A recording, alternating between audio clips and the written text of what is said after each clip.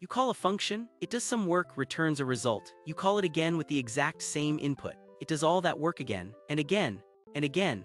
Billions of times. That is the silent performance killer hiding in recursive algorithms, dynamic programming problems, and anywhere your code repeats calculations it has already done. Today, we are going to look at memoization, the technique that teaches a function to remember its own answers, turning exponential time complexity into linear and multi-second runtimes into microseconds. This is SysSketch. Here is the problem made concrete. The Fibonacci sequence, each number is the sum of the two before it. Simple enough. Write the naive recursive version and call fib of 40. On a modern CPU running billions of operations per second, that call takes over 1 full second. Why? Because fib of 5 alone triggers 15 function calls. Fib of 10 triggers 177. Fib of 40 triggers 2.8 billion calls. The call tree doubles in size with every step. The same subproblems get recomputed over and over. Fib of 3 gets called 5 times just to compute fib of 5. The algorithm has no memory. Every call starts from scratch. The naive implementation looks innocent. 4 lines, base case, recursive case, but look at what happens at runtime. Each call to fib of n spawns 2 more calls, fib of n-1 and fib of n-2. Those each spawn 2 more. The tree doubles every level. Time complexity is O of 2 to the n exponential. The call to fib of 30 triggers 2.7 million calls. Fib of 40 hits 2.8 billion. And crucially, those calls are not doing unique work. Fib of 20 gets recomputed hundreds of thousands of times inside a single call to fib of 40. The CPU is doing the same additions over and over, discarding each result the moment it is returned. Memoization is conceptually simple. The first time you compute a result, store it. Every subsequent time you are asked for the same result, return the stored value without recomputing. The key insight is that this only works correctly for pure functions, functions where the same input always produces the same output and no side effects occur. For those functions, caching is mathematically safe.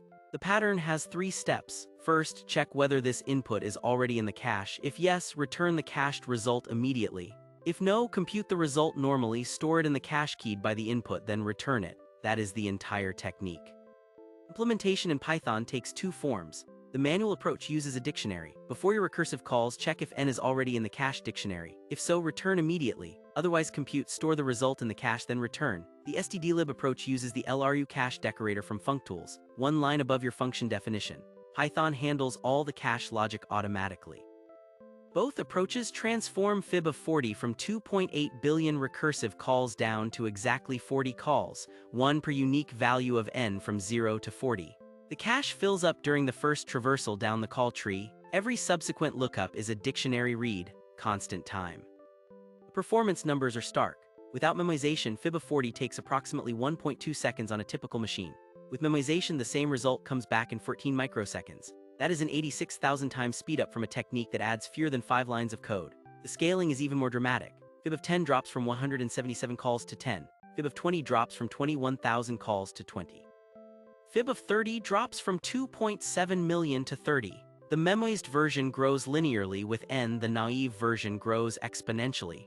The gap widens without bound as n increases. Understanding what happens inside the cache explains why it works.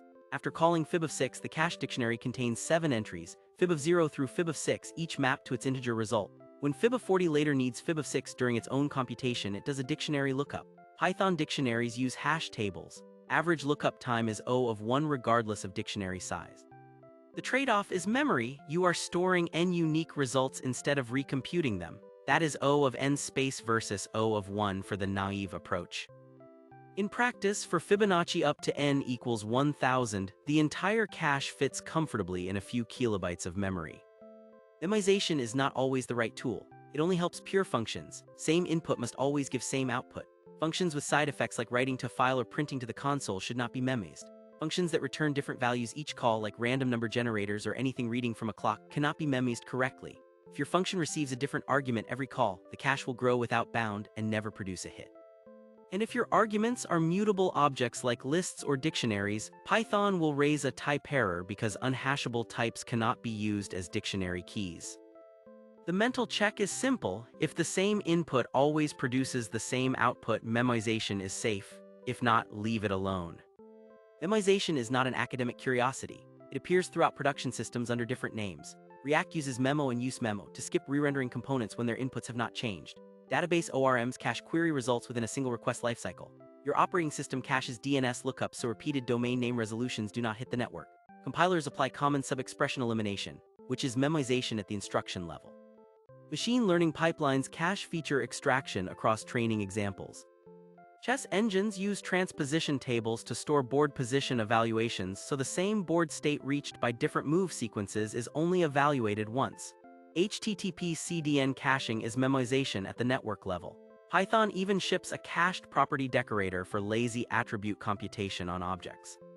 Memoization is one of the clearest examples of a fundamental engineering trade-off, spending memory to save time.